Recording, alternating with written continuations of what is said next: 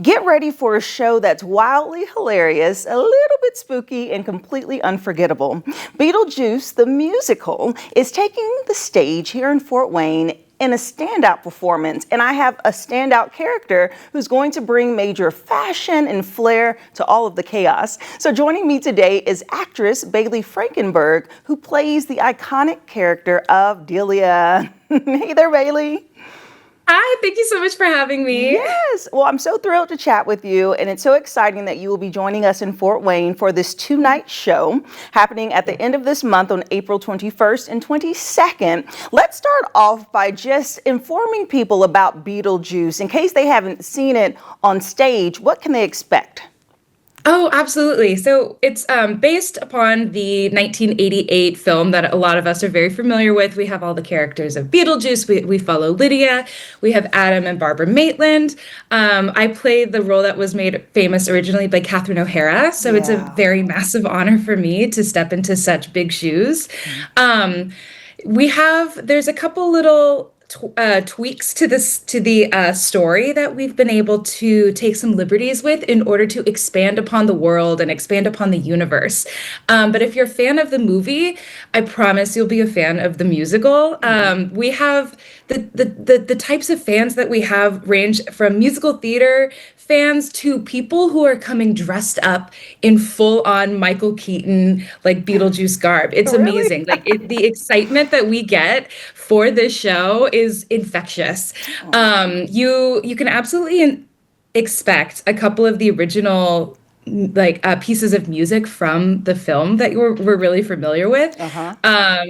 The Deo song, we have Shake Shake Sonora. So there's a couple things that people are going to be really excited to experience that they'll recall.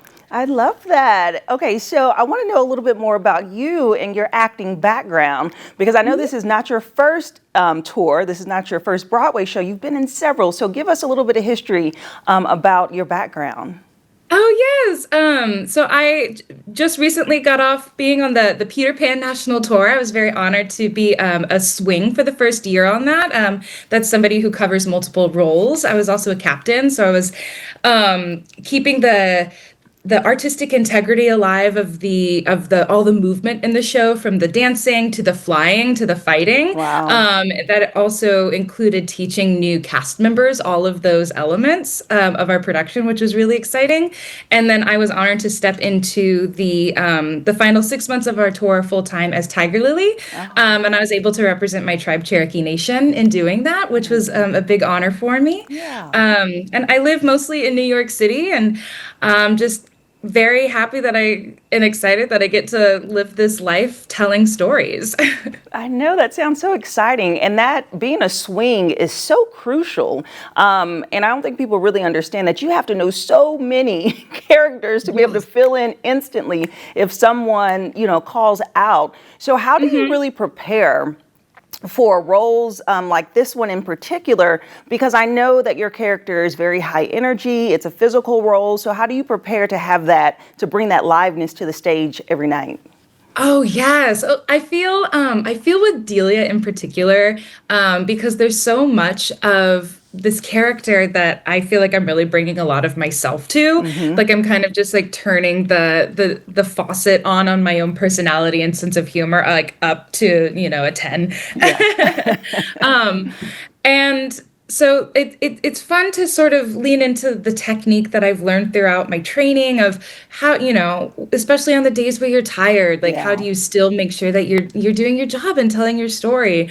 But honestly, especially when it comes to this show, like once the show starts and like once I'm there, like however I'm feeling beforehand really just dissolves into the background, and I sort of just get to sit in the play and the joy of what we're doing, which is a really great gift, that doing the show can be medicine in its own way. And something interesting I'll say about like our swings, we have an incredible swing and cover team. Oh, wow. And what a lot of people won't know is that Sometimes if a swing or an understudy are making their debut, it's their first time on stage, it might be the first time that they've done it ever, and it's the Oh, first time they've done it ever with all of us on stage. So what you're seeing live will be the first time these two people have ever interacted. It's the first time we've ever seen that joke land that way. And so we're also on the ride with you of yeah. seeing how this person is going to also tell this story and